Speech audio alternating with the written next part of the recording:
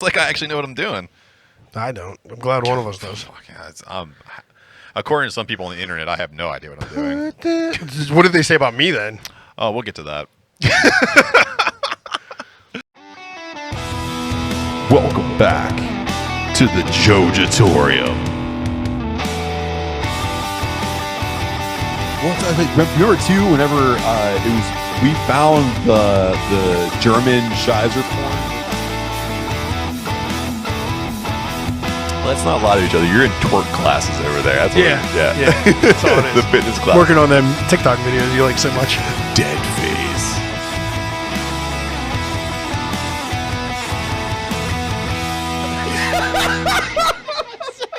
Got right in front of you. Welcome back to Jojitorium. You know who it is. It's Adam. It's Matt. We're decaying with the boys. And I watched The Sadness, and it was exactly as it was described. I haven't slept for days. So, are you serving up some brews and the crowd needs a snack? Well, have no fear because Pop Daddy Snacks has you covered. With popcorn and pretzels rolled in delicious flavors like kettle corn, white cheddar, dill pickle, hot sauce, cinnamon, and chipotle barbecue, there's always a flavor for whoever is belly up at the bar. So head on over to popdaddysnacks.com to order or find them in your local grocery store. But just make sure you tell them that the boys sent you. Welcome back. It is just Adam and I for the first time in a long time, and it feels good to be back just with you. It does. It does. I don't know if I know how to do this anymore. We're going to figure it out as we go. I might prove our Twitter fans right. Yeah, you motherfuckers.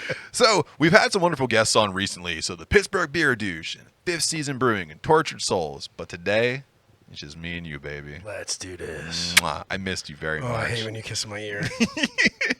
So, Adam, it is round one, and we have a lot of things to catch up on. So, it is round one. You've given me a delicious beer. I did. So, put those together. I'll do a little, it's like a round one beer, but it's just for me. So 1 pint beer. Yeah, what am I drinking?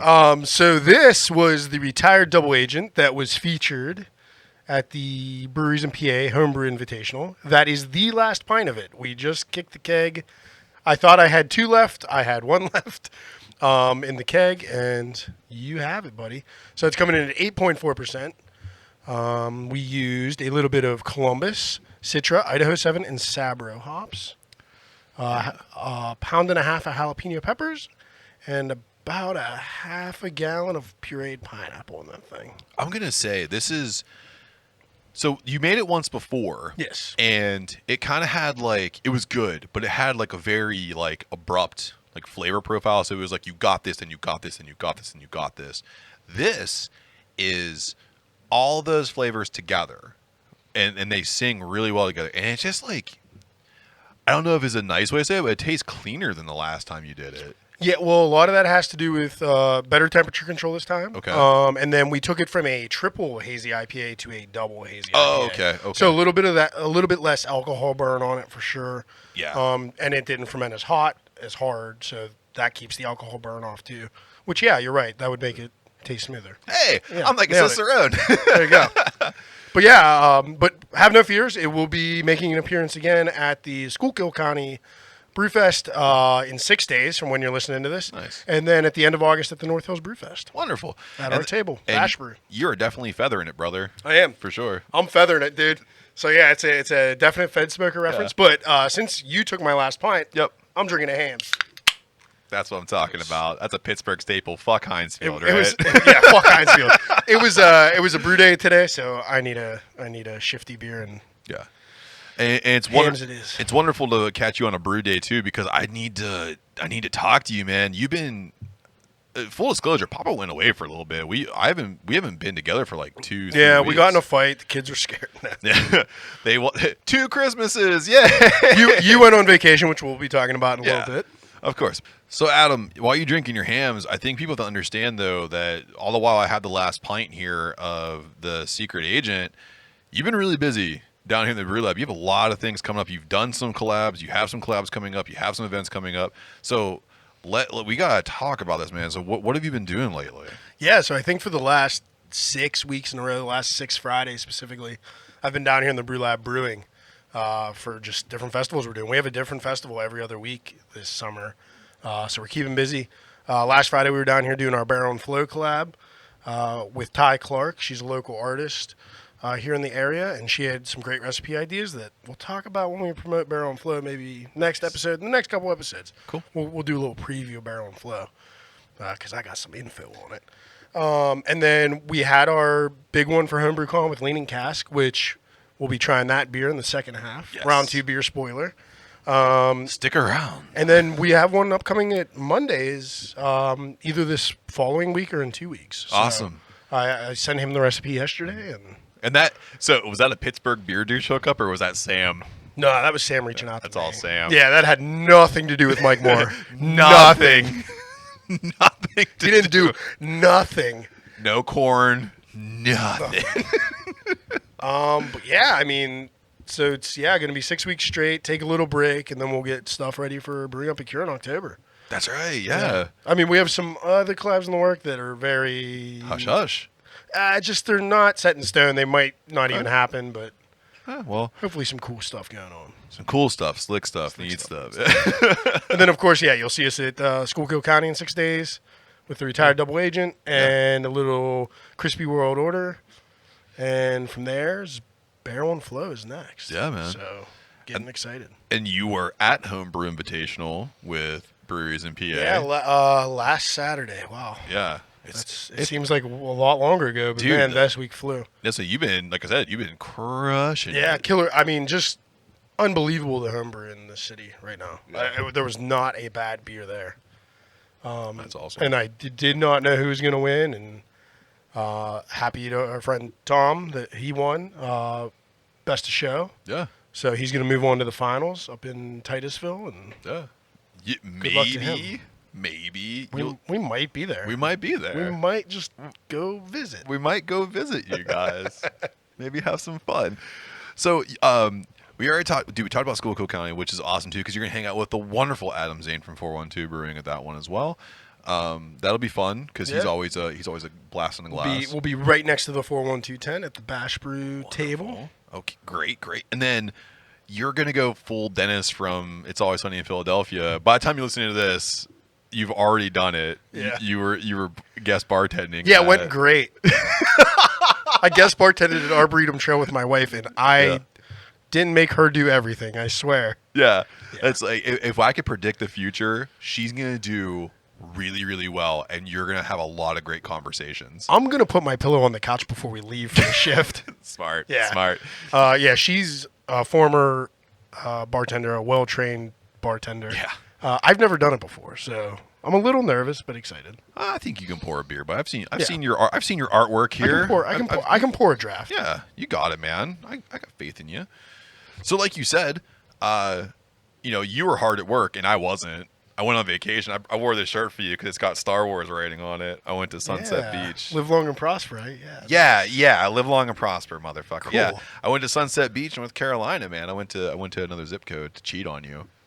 Ouch. Yeah. Did you do a podcast out there? You know what? According to Twitter, I shouldn't be doing more podcasts because my sound quality sucks. But I turned some people down while I was down there. I didn't want to fully cheat on you, so I made sure that I stayed true to you. I did. I really did. But I did have some really cool beers while I was down there because North Carolina is like an up-and-coming state when it comes to some of their breweries. Definitely. And I was really excited to get down there because the last time I went was full-blown COVID, and I wasn't able to go anywhere. Like, their numbers were higher than Florida's when I went down for vacation. Oh, wow. I was scared. I didn't go anywhere. Yeah, but between Asheville and Charlotte down there, they're up and coming. Yeah, they dominated, man. So I ended up I wanted to go to a spot that had whatever they could put on tap, and I could just try a big array of stuff. So I went to this place. It was called the Oyster Pit, which was really cool. Nice. And I had one of the best bartenders ever. She was so good. She knew everything inside and out. And I just told her, like, hey, listen, I'm from Pennsylvania. Like, this is the kind of brewery scene that we have, and I really want to try to get into this down here. Like, what can you offer here? And she's like, don't worry, I got you. And she's like, I'm going to start you with something. You take a sip, I'll tell you what it is. We'll go from there. I was like, hey, listen, you're going to be my Sherpa. I'm down for this. So she started me off with a High Wire, which is it's called their High Pitch Mosaic IPA. Dry hop with Mosaic and Centennial, and it was delicious. Great way to start off. Slowed me down because it was a 9%er, so I had to step my way into it. That's how you start. Yeah, and then she was smart. She downshifted me to the Daycation IPA from Highland Brewing, which is North Carolina's oldest brewery, oldest micro brewery or craft brewery. Session IPA, 4.8%, super floral and smooth. Took me then to Edward Teach Beer Company, the Scallywag IPA, which is another Session IPA, clocking it at 4.7%, but it was super danky, which was cool. Look at you being a hophead. I know, man. It was really cool. Well, she made me one. She just kept like bringing me cool shit. And then she brought me what she called dessert, and it was from Red Oak Brewery. It's called their Red Oak Amber, and it was a 5% Bavarian Amber Ale. And this thing was a fest beer through and through. This thing was Marzen packed. It was really good, and it was such a nice way to cap off all the beers I was drinking. And Red Oak was just down the street from where I was. So I went and got myself a little 4-pack. some more of it. And as you notice here, there's none for you. Yeah, because drank it all. I did. In the pool. I brought it to the pool with me and threw all the cans in the pool and then just floated around and drank all the beers. So it was the oyster pit. Did you get some oysters with that too? No. Oysters are my thing. Oysters are delicious, but the problem is that I couldn't eat because I was laughing at the people who were adjacent to me. Because all the while, this place had one of the best craft beer tap lists I've seen in North Carolina in all the times I've been there. They're all drinking Michelob Ultralights, which whatever, drink whatever you want, I don't care. But my favorite thing was, it's a new thing I'm fascinated with, and it's just the advert confidence that some people get when they're drunk. This guy was clearly in a relationship with one woman because they would like hug, kiss, hold hands, buy drinks for each other. And then he leaned in and said something in her ear, and she like shook her head. No, I'm not doing that. And he literally just turned to the next girl next to him and put his arm around her, whispered in her ear. She turned and they just started making out. I was like, and I'm tapping my, I'm like, hey, you think this is a thing? Like, is this like how North Carolina gets down?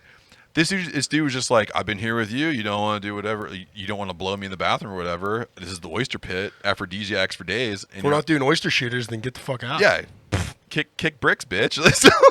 He turns right over. He's like, but honestly, I think anyone could have been next. I could have been next to him, and I would have been making out with him. You would have been down for it too. For sure. Yeah. He'd be like, I love bathroom oysters. It's so salty.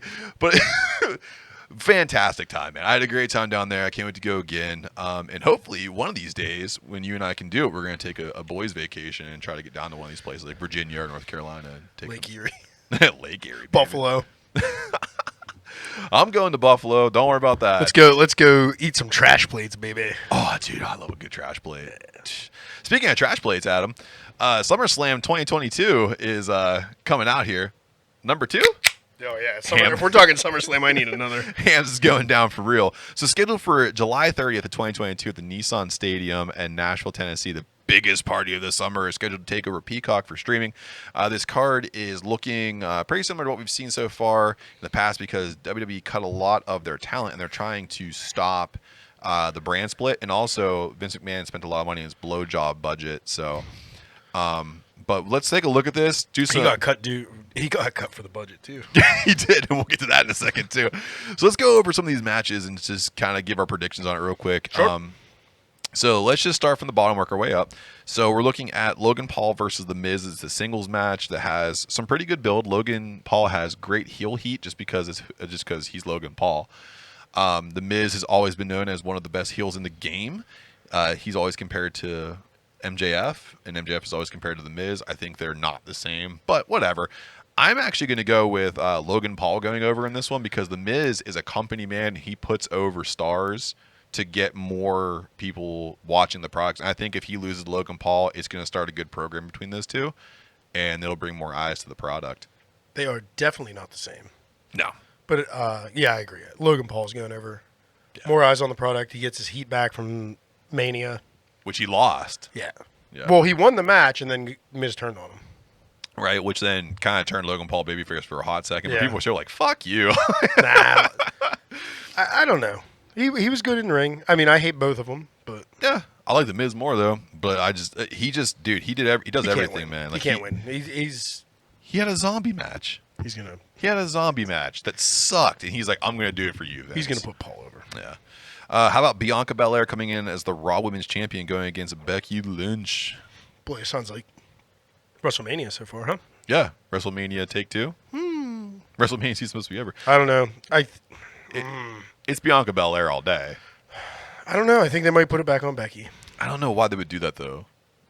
You know what I mean? I don't either, but Yeah. I think they might. I think it'd be cool to see Bianca Belair win that, and if they're really going to get rid of the brand split, have Bianca Belair and Liv Morgan put on a program where they combine the belts. Yeah, maybe. I just see them maybe putting it on a heel.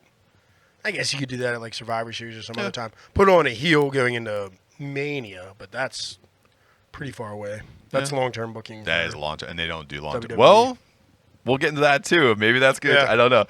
How about Riddell, that French bastard, taking on Seth fucking Rollins? Because we're TV 14 We're now. TVMA here. So it's a singles match with Riddle and Seth Rollins. I think it's gonna be a good match. I really think this is probably the one that I tune in for to watch this one because I like both guys. I think they're both good in-ring performers. I'm not a big fan of Riddle's character, but he's kind of not guided well without Randy Orton. But that's okay. I think he's doing the right thing here. But I'm going to go with Seth Rollins to go over. He needs to get back on a winning track. I think it's a good place to do it.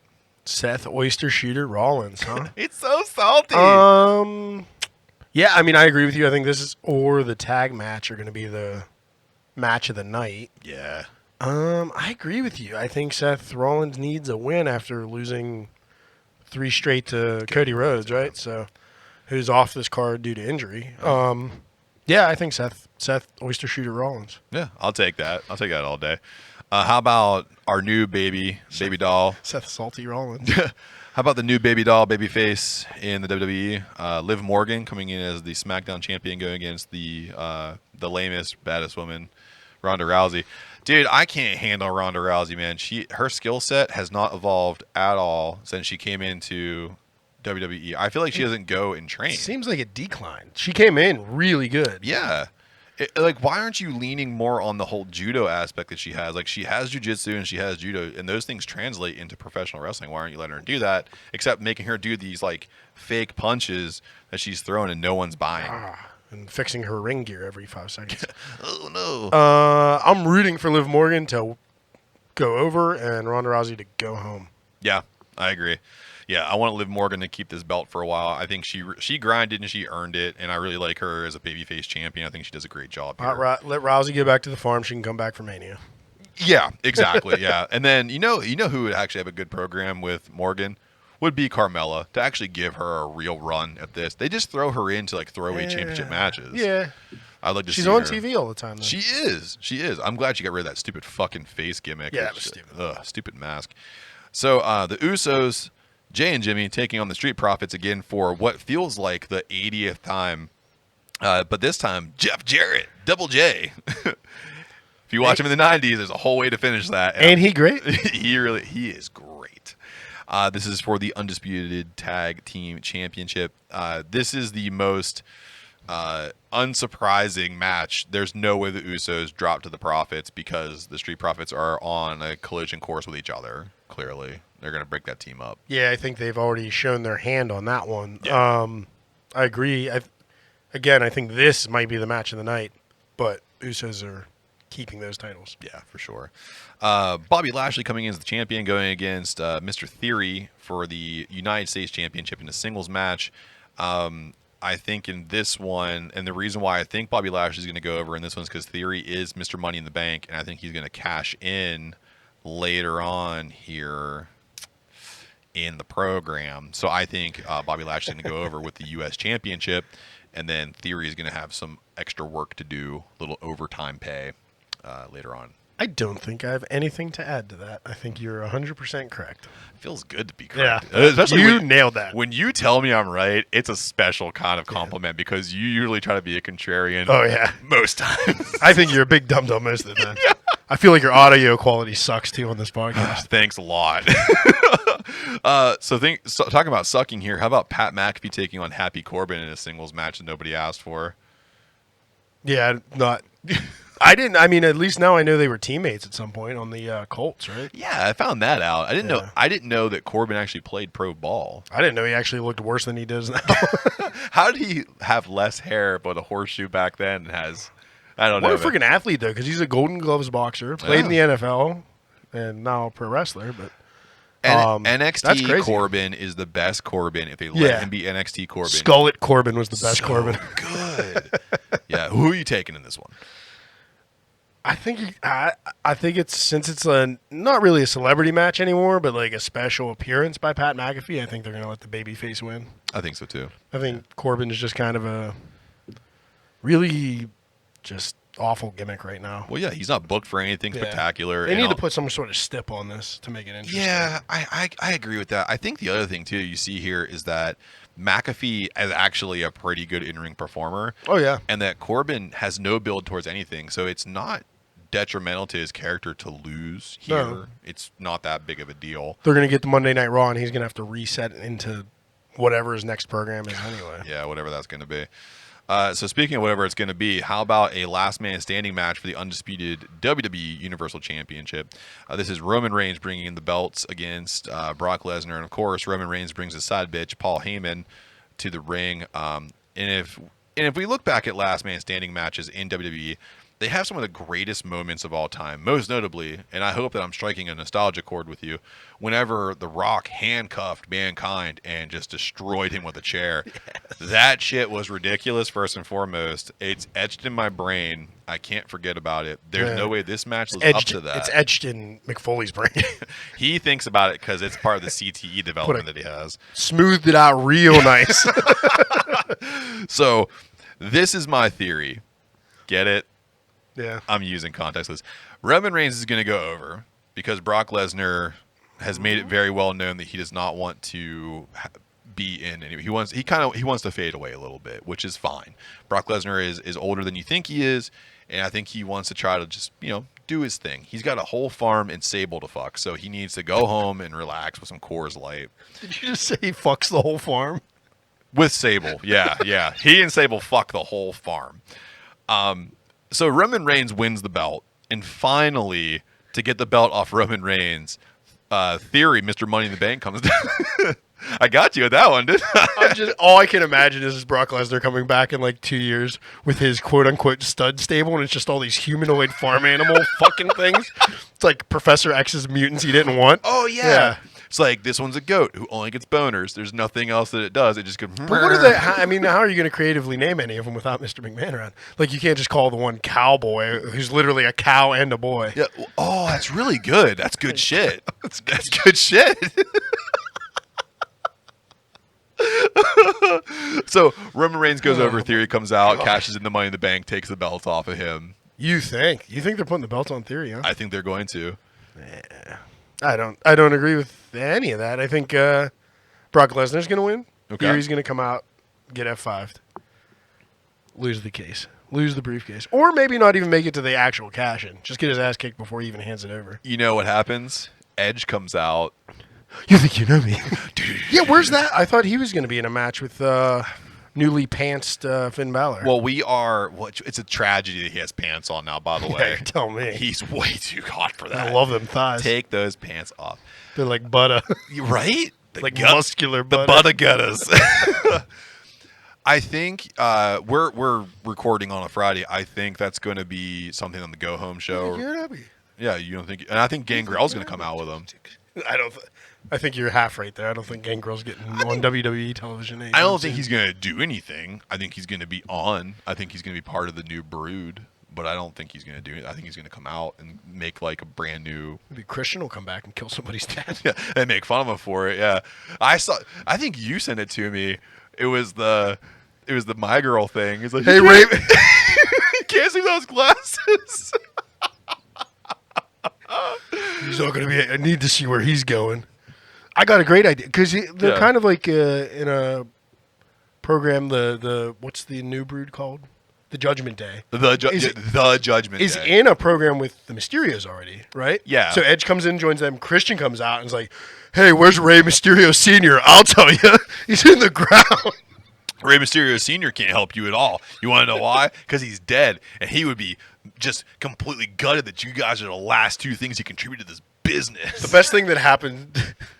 The best thing that happened to me since you went on vacation is Christian turning full on heel. Oh yeah, and just insulting dead people. It's amazing because Christian went heel and he gives zero fucks about anybody's feelings. Good. It's so good. And he doubles down too. He's like, people were mad at me because I made fun of Jack Perry. Well, Jungle Boy, I want your whole family to be dead except for your mom. Come here, sugar. give me a call. So, speaking of combat news, we have some of the best. So, from Buckle to Bell to Bellator and back to boys, bringing the best combat news in the biz. So, I originally had this written down, Adam, where I was going to talk about how bad Vince McMahon sucks. But, breaking news, that old fuck is gone. He's gone. He retired via Twitter. Yeah, he said, then, now, forever. Together. He added together. WWE Universe. He was really getting together with the female referees. Yeah, he certainly was. This dude is probably one of the worst people that could ever be in that position of power. Like, and here's the thing. I want to talk to anybody who is surprised. Fuck him. Who's surprised? Who is surprised? I'm not. How could you be? The hush money from, I guess, possibly company money is kind of surprising. The fact that he was having affairs isn't surprising. No, not at all. Dude, he wrote it into kayfabe that he was... A bunch of times. Yeah, with his wife in the storylines, which is incredible. And she got no dick, by the way. It's not like he was like, oh, I'm banging Trish Stratus and you get to fuck the Undertaker. Yeah, well, no. Remember Eric Bischoff? Oh, yeah, that was a good one. Swung in and took her the one time. You know... Oh, you're a chesty woman. Oh, my God, I remember that. Do you remember that? My God. Yeah, no, I was trying to remember if Big Daddy V ever got a shot at because Viscera, he had that reincarnation after he got out of the ministry. Nah, he was all about China and stuff. That's true. If we look back at... he wasn't sexual chocolate. What was he? That was Mark Henry. Yeah. And he had a hand baby. What was Big Daddy V? He was like Big Daddy Sexy or something. No, that was Kevin Nash. Jesus, I don't know what he was. No, Big Daddy V He just wore pajamas and let that dick swang. Yeah, that's all he did. And then he broke everyone's back, either in the bedroom or in the ring. And he just fucked him up. Looking at you, Undertaker. Looking at you, Mark. Broke your face. So... Vince McMahon's out, so that leaves Stephanie McMahon and Nick Khan to take over the chairman duties. They're co-chairs, and then Triple H just got reinstated as EVP for NXT, which is a lot of letters, alphabet soup. But just right now, it's looking like Vince McMahon could probably still have influence from afar. But the thing about all this I'm excited about, beyond Vince McMahon being a piece of shit and he's finally gone, is that Triple H is back, and hopefully NXT kind of gets back to where it used to be. Hopefully, I don't know if I'll have to see. I'll have to see what the reviews are. Yeah, maybe I'll check it back out someday. I'd love for it to be good again. Yeah, the Black and Gold brand was a great alternative. It was the best thing in wrestling for a while. It really was. Yeah, I mean, I love that Vince didn't address it at all on his Twitter. He was just like, I'm 77. It's time to retire. Yeah. Brah, together. But the saddest part for me is his documentary movie picture is now on hold. I really, really wanted to see. It was going to dive back into his childhood and everything, and so you understand why he's such a freak of a person, and now that's on hold. Do you think he indefinitely? Do you think that his dad used to be like him? Do you think that's kind of where he learned it from? I don't know. I don't know anything about his dad, but his dad seemed more like a salt of the earth, humble person. That's kind of what I was thinking too. I didn't want to pass judgment on his dad because I didn't really see much of him, but he always looked like he was just kind of he reminds me a lot of Gorilla Monsoon. Had the same stoic nature. Yeah. I didn't really see anything. I think he was just a true promoter. I mean, he wasn't making big money. He was just trying to. He was just running a territory at the time. That's WWF. And he believed in not poaching talent. Right. And whenever Vince came on, he was the one who said, fuck him. No, fuck him. Fuck him. I'm taking everybody. Mine. So, fuck you, Vince McMahon. I'm glad you're gone. You should have been gone 10 years ago. You screwed up your own product. And this makes the Attitude Era feel way grimier than it did before. And it was already really grimy. Yeah. Like I said, Mark Henry had a hand baby. Let the dirt fly. Yeah. So, moving on from one asshole to another here. It's one of my favorite segments, Adam, that I love to do here. It's called What's Going On with Jake Paul These Days? I should really read the notes ahead of time. I fucking hate Jake Paul. This wild asshole is still stirring up shit every chance he gets. So I just want to, real quick, I found 3 articles. His brother's in WWE now. Yeah. And you know what's crazy? You thought he'd be the one because the whole Suicide Forest thing, which was a nightmare for him because he's an asshole, and he bounced back from that. And people are like, people can change. It's great. I don't know who the fuck's going to save Jake Paul because he's a real see you next Tuesday. So, hey, Jake, I'm a piece of shit too. You want to spend $11 million and make Trish Stratus bark for her job? So number one here in the news cycle for what's going on with Jake Paul is Jake Paul cannot fight Tommy Fury, and that's because Fury was denied entry into the country after several issues with his visa and it eventually being held. Of course, Jake Paul took his opportunity to rip Fury to shreds over this cancellation and eventually accusing Fury's brother and his father for quote-unquote talking Tommy out of the fight and the $2 million purse that he would have received to go through with it. I got a solution for everybody that'll make everybody happy. Stop. Jake Paul, you leave the country. Yeah. And go fight him elsewhere, and then just stay gone. He offered that. Oh, well, he did. Let's do it. This is the only time I'm ever going to side with Jake Paul because it looks like Tommy Fury's running. It really does. Where's Tommy Fury from? UK. The UK. Yeah. Makes sense. Yeah. Dan and Lou are going to be so mad at you. Next. I heard they've been talking shit. No, they're not talking shit. No. Sorry. It's the other part of Twitter. Sorry. Ramen Jr. has stepped in, and he is taking zero shit. He's going to step in for Tommy Fury. And I love English special bitters. Sorry. Whoops. Oh, my God. We're going to have to do a crossover episode, and they're going to just flame us. They're so much smarter than we are. Yeah, because they got them accents. They're so sexy. So Ramen Jr. is going to step in and take this fight. And like I said, he's taking zero shit. Who? I know. Listen, he's an actual pro fighter. Get Christian in here to tell me where Ramen Senior is. Well, I'm glad you said that because God of sodium. He was sitting right next to Ramen Jr. Oh. Good. On his deathbed, I'm sure. But and he said that his son has not trained hard enough for his previous fights and isn't taking Jake Paul seriously either. And when you're watching the presser, Jake Paul just starts smiling from ear to ear like a butcher's dog because, of course, you don't want the guy you're going to fight to train well for you because you want to demolish him. Ramen Jr. acknowledges saying, like, I wasn't taking you seriously, but you know what? Now I really want this, and I'm going to beat the shit out of you. You can't run from me. And what I didn't know is they were sparring partners. And Ramen saying that Jake Paul's camp would not let him shift to southpaw. He had to box one-handed the entire time, and he still made Jake Paul run out of the ring. Okay, so he is somebody. If he was a sparring partner, that gives you storyline right there. I like that. Yeah. Now the handicap, of course, because there has to be one for Ramen, is that there's a rehydration clause. So Ramen, who last fought at 224, needs to get down to 200, and he's not allowed to rehydrate his body past 210 pounds for this fight. What a stip that is. Isn't that something? That's a weird one. Isn't it, though? Sounds like you're trying to handicap somebody, isn't it? So, did you know that Jake Paul broke his back? He needs a backiotomy. He does. Except he doesn't. So the Problem Child claims that he broke his back from carrying the promotion of his last few boxing matches. Oh, I see. Figuratively. He actually had a large contingent of his fans believing that his back was broken, but I can only tell you that... Yeah, it's because they follow him. Yeah. Well, after yeah, they all get driven to work. Yeah. I can only tell you that after watching the quote-unquote hospital scene, nurses don't dress that scantily.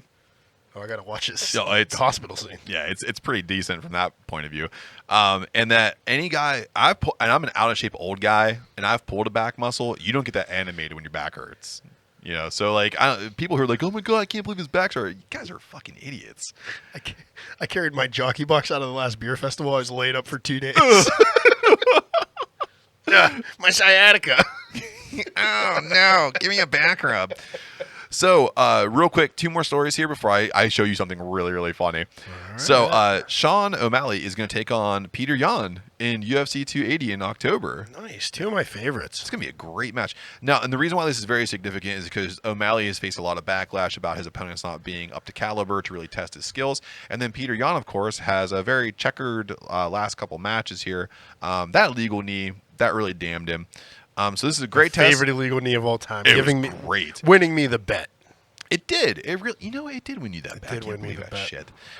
So how about Sterling is taking on TJ Dillashaw in 280 as well, And we're also going to toss in, I don't know, Oliveira and Makachev and Nice. Muhammad and Brady. This is a can't miss card for spooky season. Good one. Very Is much this so. Dillashaw's first fight back since Yes, a suspension? it is. Nice. It is. And Against the worst paid champion UFC has. absolutely. Poor guy. I love Sterling. Good Lord. Dana just hates him. I don't know why. I can tell you why, but I'm not going to make those speculations on the podcast. That's how we get canceled. Not because we're being I'm just mean. going to tell you Dana White is bald and white.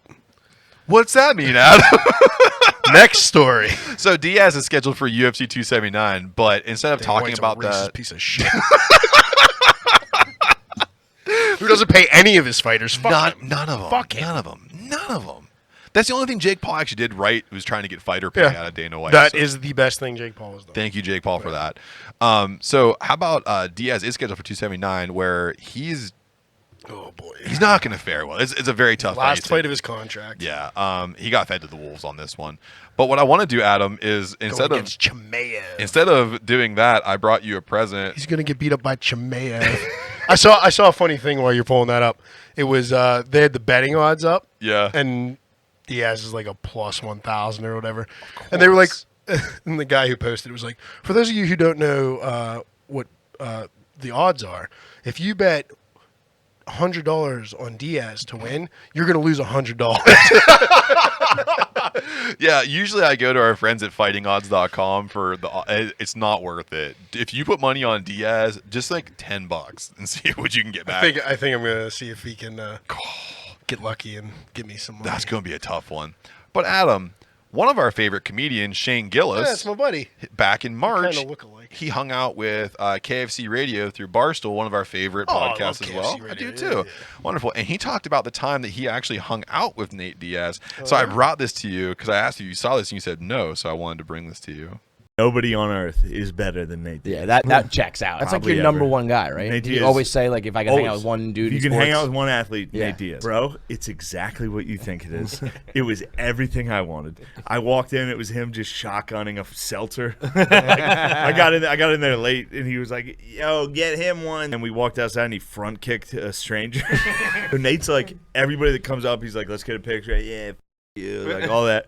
And then one dude walked up that was like jacked. And Nate Diaz just immediately was like, yo, you want to run up on us? So as soon as Nate called him out, obviously the dude's like, right. Then what's he gets up? on, yeah. And Nate immediately was like, yo, what's up? And then obviously his boys jumped in and like pulled him apart. While they were pulling him apart, he threw a front kick. As soon as we walked away, he's like, that mother was like talking. And I was sitting there like, yeah, for sure. Totally, Like, man. dude, you're the Glad best. your boys broke it up because I was going to jump in too. So Dude, what an impression. I That know. sounds just like him. he does such a good job at the impressions that he does of all the people. Shotgunning a seltzer. He's like, get him one. My favorite part of that is like, we walked outside, he front kicked a guy in the chest. Just randomly. But that makes sense, man. Sounds about right. What was it, UFC, like, it was like 2 cards ago where he like scared the guy in the audience and like Yeah. he like showered the beer everywhere. It all checks out. And plus, if you haven't watched Shane Gillis' stand up on YouTube, check that out. And then also too, if you're not watching KFC Radio on Barstool Sports, you can check that out too. They're on Sling TV, they're on Pluto TV, they're on YouTube, they're on everything. So Just KFC. What's his co-host's name? I wish I knew more. I just saw an interview with him, like Yeah. about his like history, and it was hilarious. Hilarious. He drinks like I do, So That's what he's I learned. almost dead. but he does it more with whiskey, so he's close. Oh, he's definitely good. Yeah, his enzymes are through the roof. We have a pill for that. We do. Hey, so hopefully Thank you, Dennis. Yo, Dennis, thank you very much. First at Brew Box. Mwah, love you. So we have some sponsors, and they love us, and we love them. And when you support our sponsors, you support us. And when you support us, we get to bring some really cool stuff. And we have amazing stuff on the horizon for you guys. So we'll see you on the other side. Welcome back to the Jojitorium. You know who it is. It's Adam. It's Matt. And as you can see, we are all tatted up. So Adam, I have to ask you, buddy, what's the number one rule about having tattoos? Aftercare, Matt. That's right, aftercare. And what's the number one company for aftercare? I only use Lucky 13s. I only use Lucky 13s as well. So, and all of our fans can too. So if you go to lucky13s.com and use our promo code MATA193529, you can save 25% on your entire order because From the first line of your tattoo and beyond, Lucky 13s keeps you looking fresh. The Cult-Worthy Podcast. Your host, Antonio Palacios, will guide you week by week through a bevy of cult favorites, obscure cinema, and hidden gems. Listen to us on your favorite platforms or follow us on thecultworthy.com. The Cult-Worthy Podcast. Welcome back. Hopefully you hear something that you like. Because again, when you support our sponsors, you support us. And when you support us, bringing some pretty cool stuff. And we do have some great stuff coming up for you guys here soon. Maybe some road tripping. Maybe some other beers in other states. We don't know, but you can find out by supporting our sponsors. So, Adam, we are in round 2. You have actually brewed a wonderful beer we're going to have in round 2. Put those all together. I mean, round 2 beers. I helped. So this is Leaning Cask Staffordshire Stout. It's an oatmeal stout coming in at 6%. Brewed with Munich malt, chocolate malt, and black malt and flaked oats. Hopped with bitter gold and used a London yeast. Wow. And that's all the can says, so that's all I'll say. Because I was there for the brew day, and I'm not going to say anything more. Can't give it away. I won't. I could, but I won't. These cans are full. Oh my gosh, are they? Yes, that's one thing Leaning Cask does very well. And if you want to know what's They going got on, a good canner. they do. If you want to go on Leaning Cask, all you do is search them out. The Leaning Cask Brewing on all social media. It's Facebook, Instagram, and sometimes on Twitter. They are located in Springdale, Pennsylvania, and they specialize in English style beers, ESBs, if you will, and they also cask a lot. No, which is- ESBs are English special bitters, not I English style apologize. beers. You fuck. That's what I'm here Well, for. you were right in round 1, but you're fucking it up in round 2. I didn't pass on my sister. I can't let that go. I can't let that go I when it's know. beer related. If it was I pro know. wrestling related, I'd just let it go. I know. That's why I bring you. Yeah, man. Along, yeah. Yeah, but they do specialize in English style beers, and they have an English style pub. They do. With a wonderful beer garden. Awesome. Yeah, the new beer garden's It's like kick-ass. it's like tiered almost, where you can like have different sections. It's a great spot to be, and it's a husband and wife duo, and they really did their due diligence and how they bring their love of English style brews to Americana, and they have great food trucks and just They do. and it's dog friendly, and because all their beers are named after dogs, and this beer is incredible. The one thing that I can say that I like about this is I can really get the chocolatiness out of it, the chocolatey roastiness that comes out of it. And that's something that I'm really, really liking about this. I think it's delicious when it So comes to that. yeah, and we won this collab by brewing our Dark Roots Stout for a competition, and then we got paired up with Leaning Cask to do this collab. And I have to say, it's pretty true to style, especially how it's aging. Like I had it week 1, as soon as it came out, it was very roasty, right off the top, like right off the bat. Yeah. And now it's been a few weeks, been about a month. It's getting that chocolate note, like Yeah. ours would get. Yeah, it's good. The hops are right where they need to be. Mm-hmm. Coming in at 6%. Love it. Yeah. And if so, you want a summer style. And it's there on Nitro, which gives it a whole different character that I never had before. Like how we're drinking it now is carved up. And when you get it on, so I went out with you. I was out there with you when we went on Nitro. Thanks for meeting me there. You're very welcome. After you And- said you couldn't make it. Surprise, motherfucker. Hey, man, I'm not going to make it. I was just like, fine, hang up. You did too. Dumb piece of shit. So mad. No, at I me. did hang up kind of abruptly, but I was in traffic and I was I trying to know, not get yeah. hit. Just because I was driving. I was there. And Nitro gives it a whole different flavor profile. It's Yes. so yeah, good. it just makes it silky. So you if, know. if you're in the Pittsburgh area and you can get to Springdale, you go check it out on tap on Nitro. It's great. If not, and you're in the Pittsburgh area, if you go to like your Giant Eagle Market District, they have cans there.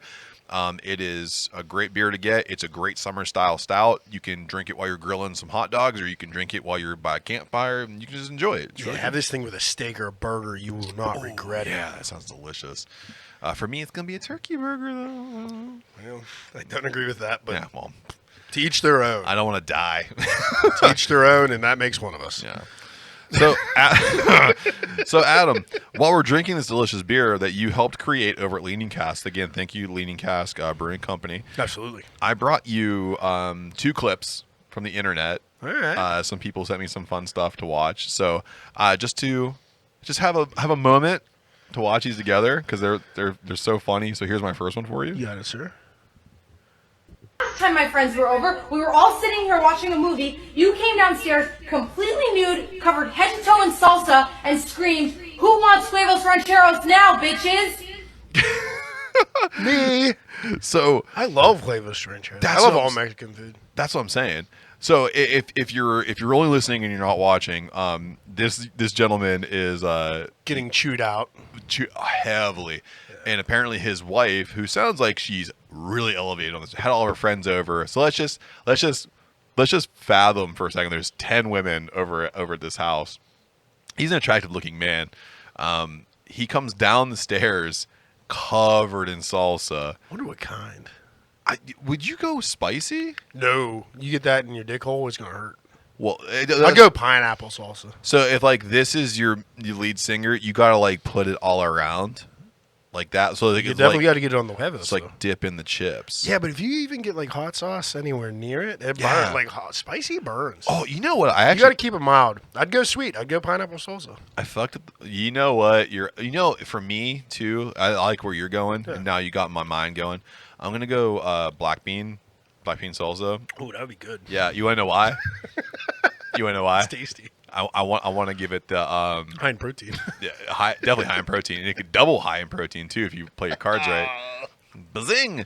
I'm going to give it the old black bean back burger bowl. So I'm going to go ahead and tuck some in the old prison wallet. The old trunk. Yeah, like hey, huevos rancheros. Also, I love his style of catching this conversation though. He just has the phone under the table, it Yeah. looks like, and he's just looking like, probably like she just thinks he's face palming, but he's just holding back laughter. well, the other thing too is he must have an app somewhere on his phone where he can just like swipe open right to the face Right. camera, because there's no way. I mean, staged or not, this is a hilarious conversation. A woman said this legitimately, Matt, to somebody, whether it's this gentleman or not. Oh yeah, Yeah. This was a real conversation that happened, whether he duetted this or not. But this was it right here. And I know, Adam, for the next clip, you love injuries and anger and destruction and conflict. So what I did was I brought you. I have not stopped laughing at this. So no more talk. This looks good already. Here comes my favorite part. Going, gone. And then she taps home plate. Yeah, it's so for those of you who are watching or not watching but listening at home, there is a lovely older lady who has decided to go ahead and get herself involved in the pinata situation, and she decides to, with the blindfold on, to completely ignore her friend's directions. Like, hey, don't swing that real quick, and then hits a Mark McGuire long ball off the side of her head. Off the side of her head. And these are both women with some years on them. These are some old handbags going at it. CTE won't take them. No. Their liver spots will. Stick's about to. Yeah.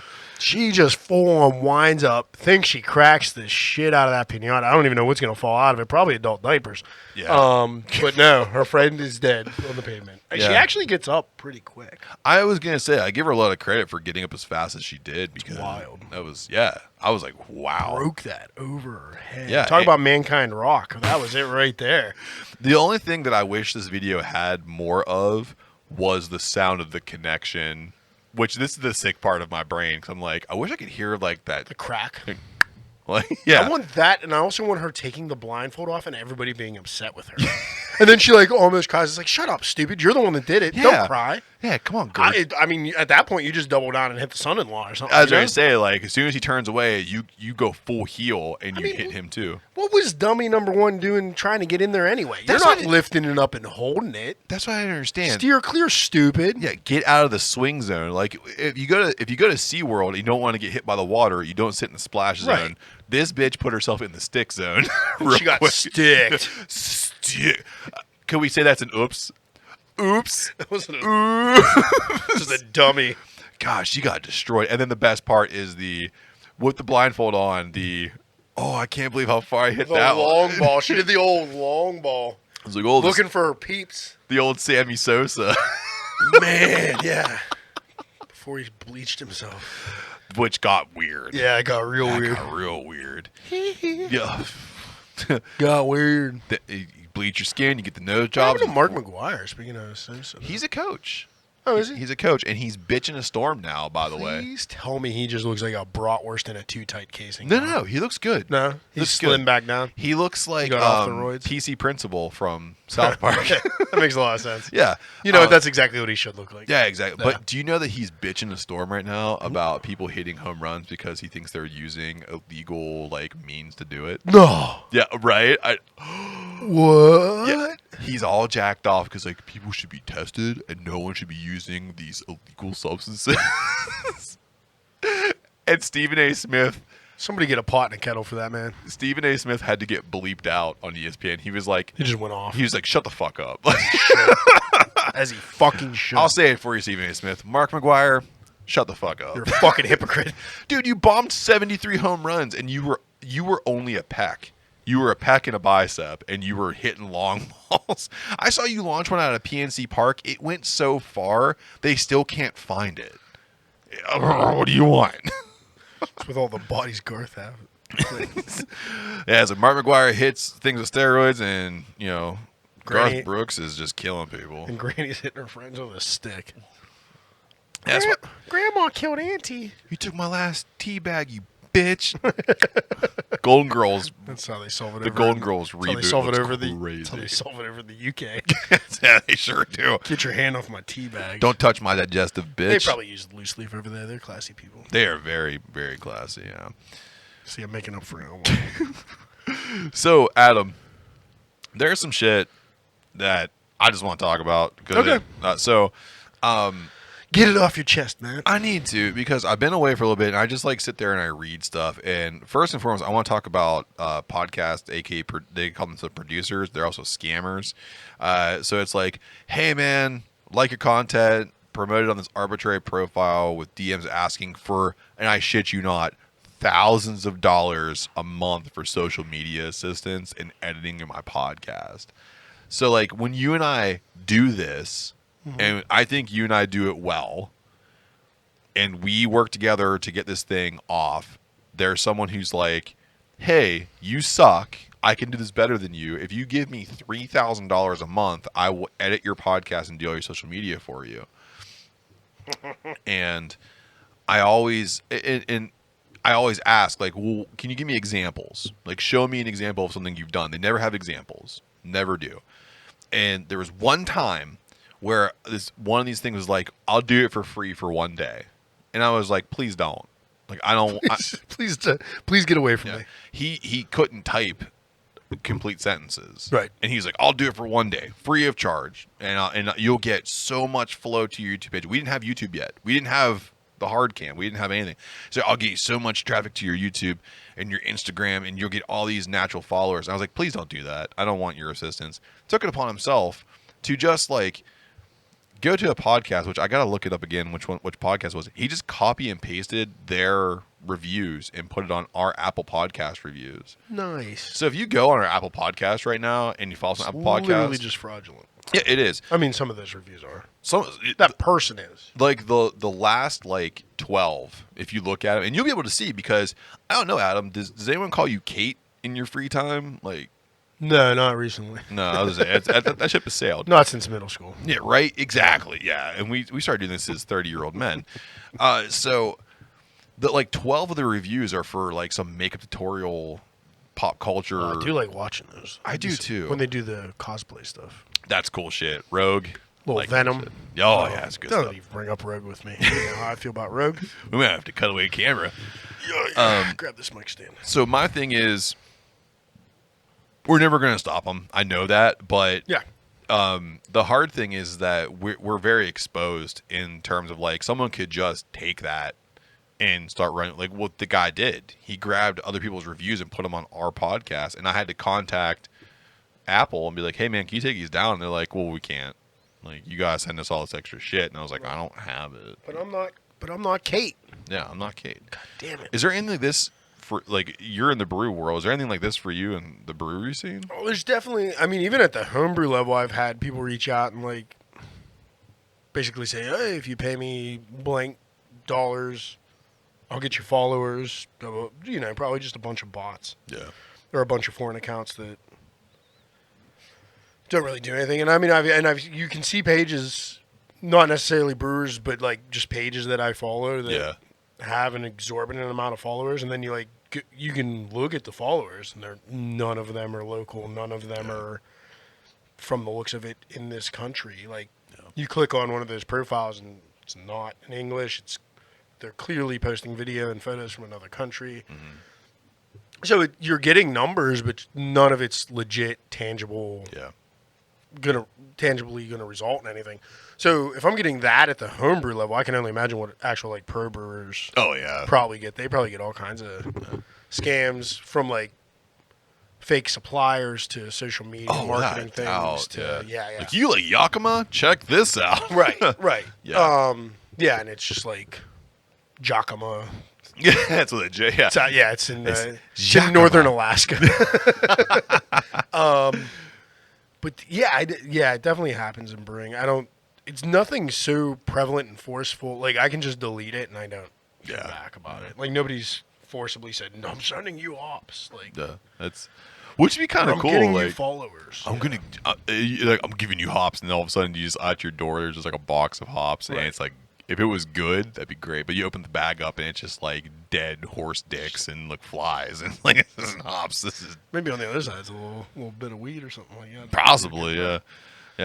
So the other thing here too is there's a conversation that's taking place right now on Twitter these days about professional sound quality and how you have to have $100,000 studio and using apps like Anchor or what I use here to edit what we do. Amateur bullshit. Yeah, it's basically I'm an amateur. I can't do anything, and I'm not a real producer, and I'm not a real podcaster. So first off, like fuck these guys, right? Like, True. We're amateur producers. We're still amateur podcasters, I guess, but we take it seriously. Like, yeah, we're not trying to claim we're pro. You can't be pro unless you get paid for it, and we're not getting paid for it yet. I can tell you that. no, we don't get paid. I mean, we promote our sponsors. Our sponsors are good to us back. But yeah, we never claim. We don't open up the show saying, "Welcome back to Decaying with the Boys, Pittsburgh's #1 pro podcasters and producers." Like, no, we're doing this DIY. We're doing it from a basement where we also make beer non-professionally. Yeah. It's just DIY. It's just what we like to do to spend some time joking around once a week. And that's the thing too. The DIY indie part of it is the thing I like the most. Yeah. I don't answer to anybody. I mean, I'd accept a 100K studio. Would you like? If somebody wants to give it to us? Yeah. I mean, listen. I'm never want to turn down $100,000. I could make this a day job. I could do this for a job, but I think we're good. If you just give us the right equipment. fuck, I'll write some more shows. Yeah, fucking God. So I guess what I want to say is I don't care that I don't have a huge studio. I don't care that I have professional equipment. I have what I have. You don't care that you have an unprofessional co-host. I love that I have an unprofessional co-host. No, for me, I don't care. I don't care. You're dumb. It's fun. I like to have fun. I don't need a $100,000 studio. And eventually, Nor can we afford one. Yeah, because I'll tell you this right now.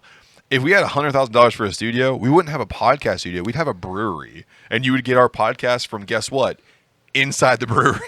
Oh, man, we might need a little more than 100K. We could do a little something with it. We get it there. We'll get it there. Yeah, it's in perspective. We'll get it there. So, Adam, moving on from some bullshit on some things I really like here.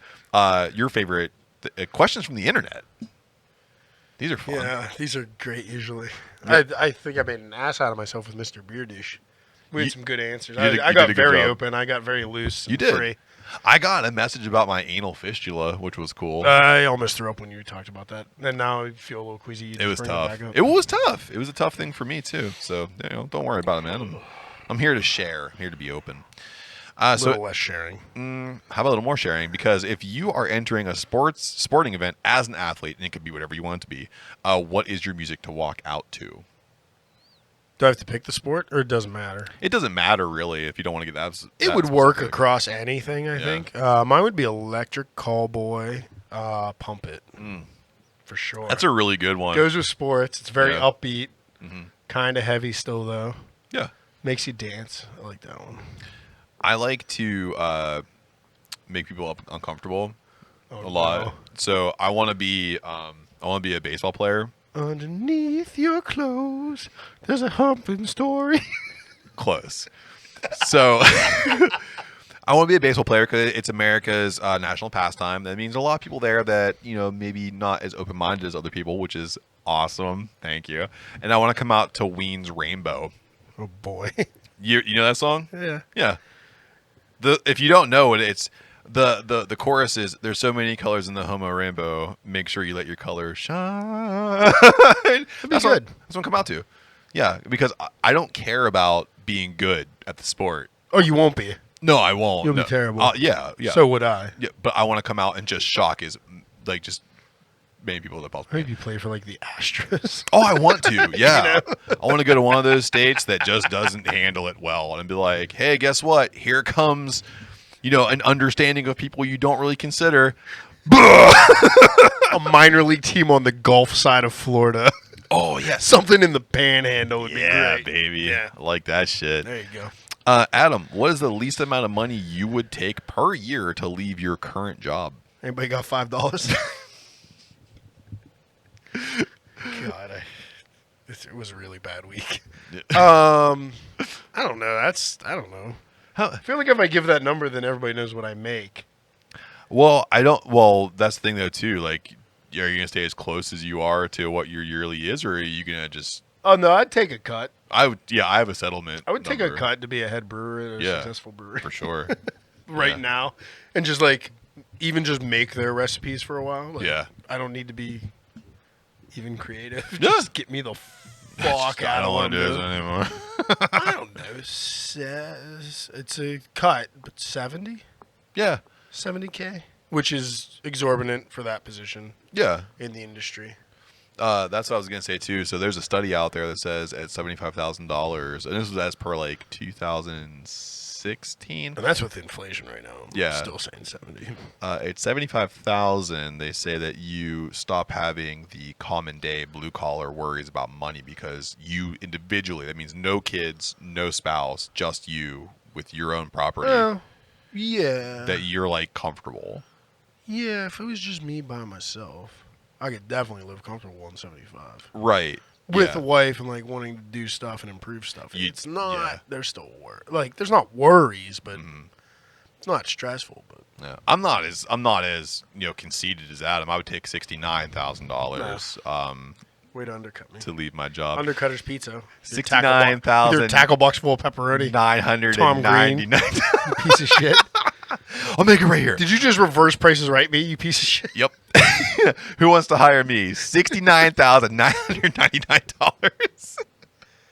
Dude, it's not. It doesn't even have to be a brewery at this point. Like, I'd go back to like making pizza, like short order cooking. Like, it's just like anything like where you're up and active for 8, 9, 10 hours a day instead of sitting at a desk. Anything. I tell you, and you know this, and we've talked about it before, when I used to make pizza, it was one of the best jobs I ever had. It's literally torture to sit at a desk all day. It sucks. Yeah, it's tough. Making pizzas, shout out to Fox's Pizza. Was a blast. Rest in peace, Jim Fox. Passed away recently. He's a really nice guy, kinda, to me. Dude, I had so much fun doing that because I was with a bunch of people my age, and we would all just like, I don't know, if my boss listens to this or not, my old boss listens to it, but we used to like sneak drinks and beers and shit into the, that kind of. Statute of limitations is long gone. Yeah, it's been quite a while. Yeah, we used to like sneak beers into the pizza shop and drink, or like whenever like we'd close a place down, we'd make food and like throw a party in the back room and shit like that. So we just did a bunch of shit, and he had to know. But that was fun because I felt like now I have camaraderie in my job, but not like that. No. Like back Same. then. Yeah. And I didn't even have that kind of like we weren't sneaking drinks in and having parties, but it was just like fun, and it was like I don't know, you got to be skillful. Like there were definitely people that could make pizza better than others, and Oh yeah, yeah. all that.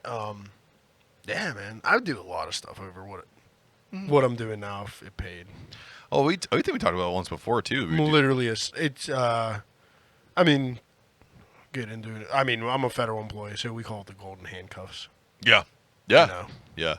100%, man. It's you kind of reach the pinnacle of what you do, and there's really nowhere else you can go that can satisfy what you do. And a bunch of guys, not recently, but probably in like 5 years ago, we all went out for drinks once, and I was talking about wanting to leave or whatever, and this guy was like, "Yeah, but is it so bad? Like, think about what our fathers and our grandfathers did. Like, they went in and did whatever the fuck they didn't want to do for 30 years to provide for us. Is it so bad that we have to do the same thing?" I'm like, it does pay the bills. Like, it's like, it's perspective. Like, everybody doesn't get the American dream. Everybody doesn't get what the fuck they want, That's true. If everybody got what the fuck they wanted, then there's a lot of services that are going untended to. That's true. So, yeah. I mean, Well, maybe you're just one of them numbers. If we look at the labor shortage too, man, you're looking at a lot of jobs that aren't going service, and you're seeing the downfall. Oh, about that. Let's see how much I like bartending tomorrow. Good luck to you, buddy. I might just jump right into the service industry. Saying wear that tube top and those short shorts, man. You're gonna fucking kill. I'm waxing my ass tonight. Yes, daddy. So, Adam, last question here. Someone wrote in, I started listening to you guys around episode 40, but I went all the way back to episode 1. Why shouldn't have. Why you shouldn't have. Why are you guys only a 2-mic show now? Let me just say this. It's all we could afford. We didn't have $100K for the studio. Why does this guy keep bugging us? Stop pestering us. That very first episode, we recorded that on a phone. I've said it before. Yeah. That was on the phone that I have. I have it right here. I have it right here, and it's mirrored to Adam's TV right now. It's the same phone that I used. I think it was episode 14. We went to 2 mics, and I don't know. It was just something where we had a third mic, and he decided that he wanted to do some different stuff. He's still doing some different stuff. I'm not sure what that stuff is. I really don't know. I don't either. I've lost touch. Yeah, so I don't really know what's going on there, but we always wish him well. Like, I don't. Yeah, we never wanted it to be 2 mics. Like, we planned this to be 3 the whole time. Yeah. He went off and did his own thing. I guess the real what is it? The stick that broke the camel's back, is that the saying? Why can I not remember The that? straw. The straw that broke the camel's back. I'm sure was that sticks could too. He just didn't want to record as often as we needed to record. Well, it was weird because he wanted to. So we were initially a bi-weekly, and then he wanted to be weekly. He wanted to be, and then he wanted to be like 2 or 3 times a week. Yeah, and then it turned into, well, I can't make it. Yeah. Yeah. So there's it's inconsistency, and it's not like we're the most consistent people either, but like we're just more consistent. And I mean, no fault of anybody. It's just easier to plan. Like with just 2 of us, it's more flexible. It really is. Yeah. Hey man, I can't do this day this week. Can you do this day? Yeah. Well, I also think too, the other thing that really makes us unique in this is that like this is our podcast. We do this together, and I have a lot of fun with this. And then Matt does all the work. I just show up. And then you brew beer. You know what I mean? Right. So like, but we have like aside from this, we have our separate thing. So like, when we're done with this, I'm gonna take all this shit home, and I'm gonna put out an episode. And then I don't think about it till next week. Correct. But in the meantime, he's like setting up all like the collab beers and everything he's doing, and it brings me great content to talk about. So like. But Adam you're going to school kill. You didn't even ask me to go with you because you don't need me to go with you, right? You'd like me to go with you. If you want to come with me. Yeah. Well, I'm not driving there either. I'm hitching around. Right. Yeah. But well, I guess what I'm trying That's to say mainly why. What I'm trying to say is like we can diverge. Right. But we always come back. I can always use your help. Yeah. Except for school kill because there's not room. It's packed. You want to drive yourself out there? No thanks. I can't even eat cheesesteak anymore. But I think it's because we have our own abilities to do our own things and then come back together and make those 2 things meet and make this podcast and what we do. Love meat. Yeah. And yeah. And I just ruined everything you try to say. I love it. Yeah, but it just makes sense to me to do it this way. Absolutely. Would I ever like to have a third mic? Probably not. I mean, it's just not what I want to do right now. No, we'll just have guests on. Yeah. And if you want to be a guest, if we really like a guest, we'll probably have them on several times. Yeah, even maybe back-to-back episodes. But I don't know if third mic's ever ever a thing. I don't know.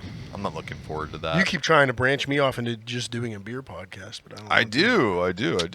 But I'm gonna We'll keep see. I'm gonna keep it to myself. I'm We'll selfish. see. Speaking of which, speaking of me going off and doing my own things, Yeah. you are invited to the. I still don't know what day it is, but you're more than invited to the Mondays Yes. brew day. It's probably not going to work for your schedule though. 'Cause I think it's going to be a weekday. Oh yeah, I'm fucked. I'm fucked.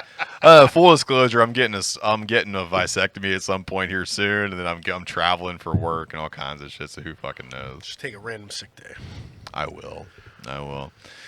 So Adam, speaking of brewing beers and our schedules and what we're gonna Oh, do, good lord, I don't have it pulled up. what's on tap? Stall for time. So everybody. I don't even know where to look it up right now. So we kind of went over this before, but Adam's going to be in a bunch of different places. Right now, we're in the midst of festival season. So what's on tap and where can you find us? Realistically, on tap right now, it's kind of difficult because everything's going to different festivals.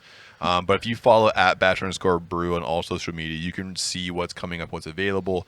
Follow that for consistent drops for beers and also consistent drops for these festivals that we're involved in.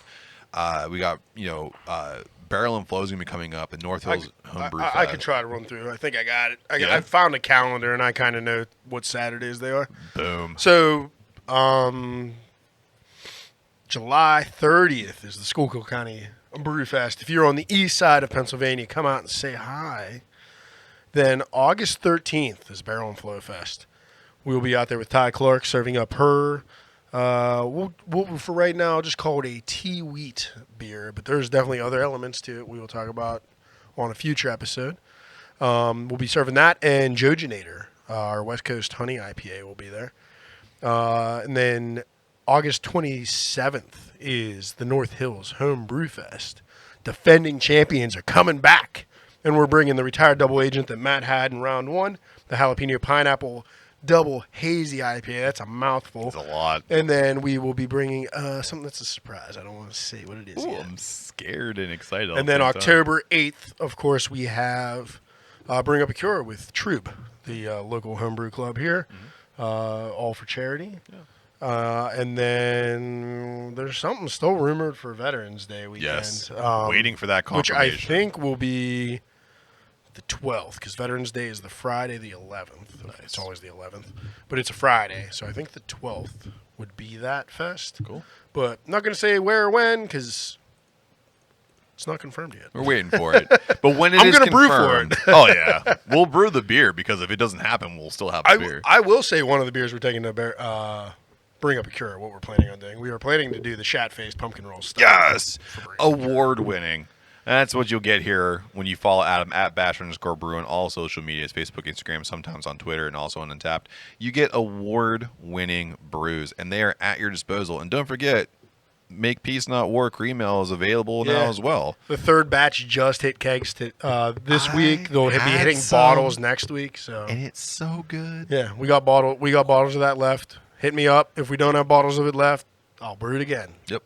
It's No just, problem brewing that one again. It gets better and better. It was already great. We're when it making first improvements hit. every version. So good. So yeah. so $10 gets you that bottle as a donation. All that money's going to the Ukraine right now to support refugees. Yeah, I like that.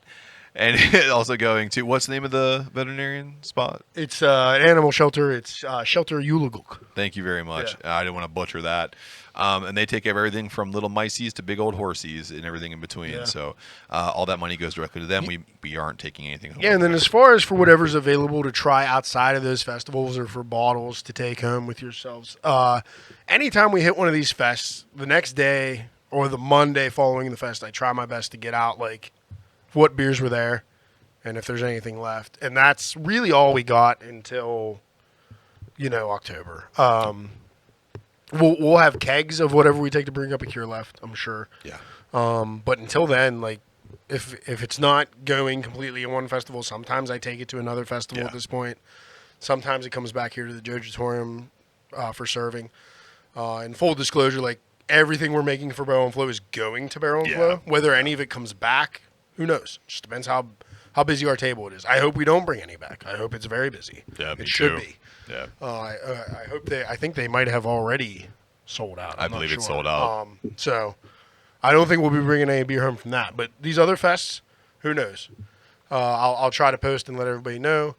We are making the jalapeno pineapple. Everybody's looking for that jalapeno pineapple. We are making it again for North Hills Brew Fest, and then the second keg of it is not guaranteed anywhere. So Nice. we will have some here Good. for samples early September. Perfect. Yeah. And again, at Bash_Brew on all social media. If you want to go on the boys down here at Jojitorium, we are at the DWTB on all social medias, Facebook, Instagram, and Twitter. We also have our email account, knwtb@gmail.com. Don't forget about our sponsors with Pop Daddy, Lucky 13s. We are also out there with Vulgarities. If you check us out, we have promo codes for that. Don't forget about our Redbubble, where we have merch, and data hats are always $19.52. And thank you guys, everyone, for buying the It Cuts Deeper shirts, hats, stickers, water bottles. I mean, I've seen so many people sending me pictures of what they bought. So thank you guys so much for that. It really helps us out. So again, from the dynamic duo down here in the Jojitorium, from the reigning, defending homebrew champion of the BURGH, and this shitty podcaster, until next time, until we meet again, cheers. Then, now, forever, together. Fuck 'em.